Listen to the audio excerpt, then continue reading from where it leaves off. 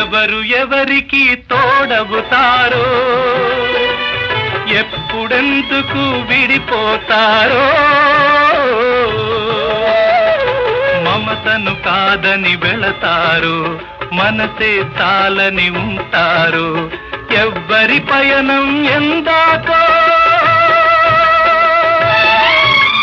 అడగదు ఎవ్వరిని, బదులే దొరకదని. అడగదు ఎవ్వరిని, బదులే దొరకదని. కడుపు తీపికి రుజువేముంది, అంతకు మించిన నిజమేముంది. కాయే చెట్టుకు బరువైతే చెట్టును భూమి మోస్తుందా? ఇప్పుడు తప్పును తెలుసుకొని